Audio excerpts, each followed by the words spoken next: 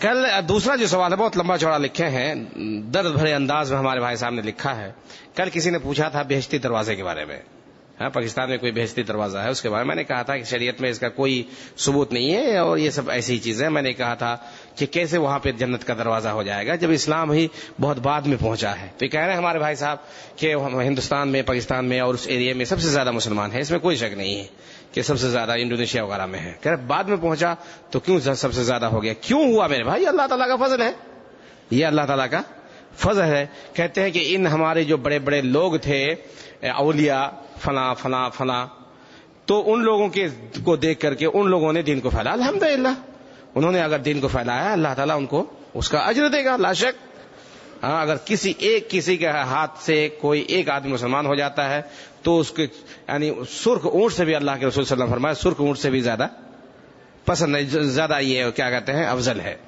تو اگر بہت سارے لوگ مسلمان ہوئے الحمدللہ، لیکن جو کہا جاتا فلاں کو دیکھ کر کے لوگ مسلمان ہو جاتے ہیں، غلط ہے. 100% اس کو نوٹ کر لیے، سب غلط ہے. اور ہمارے یہاں حقیقت میں اس علاقے میں اگر دعوت کا کام صحیح طور پر ہوتا تو آج اس کا حال ہی کچھ اور ہوتا. اگر ہمارے یہاں 800 سال تک مسلمانوں نے حکومت کی ہے، اگر صحیح طور پر قرآن حدیث کو فالو کر کے صحیح اسلام کی دعوت دیتے تو آج اس ایریے کی حالت ہی الگ ہوتی.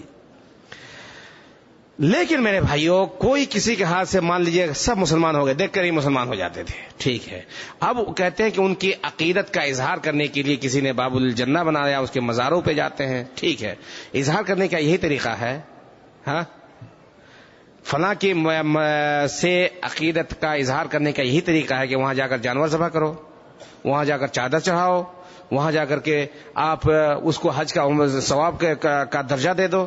یہ بالکل کبھی نہیں ہو سکتا ہے. کوئی کتنا ہی بڑا ہو جائے وہ اس کی عبادت نہیں ہوگی اور اس کے لیے کچھ کیا نہیں جائے گا. آپ اس کے لیے دعا کرو مغفرت کی، بخشش کی. اور آپ کو معلوم ہے یہاں پہ ایک عالم پیدا ہوئے ہیں، بہت بڑے عالم، اور ان کے وجہ سے، ان کی محنت سے، کوشش سے، اللہ تعالیٰ کے فضل کے بعد کافی لوگ ہدایت پائے ہیں. ان کا کوئی مزار نہیں ہے الحمدللہ، لیکن لوگ سب ان کو جانتے ہیں، ان کو دعائیں دیتے ہیں، مغفرت کی، رحمت کی ان کے لیے دعا کرتے ہیں. اور یہ لوگ جو اگر کیے ہیں، اگر ان صحیح معنی میں ان سے مسلمان ہوئے ہیں تو ان کے لیے دعا کرو میرے بھائی، مغفرت کی، بخشش کی دعا کرو.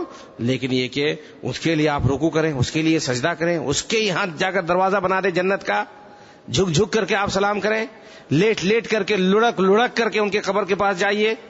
ہاں،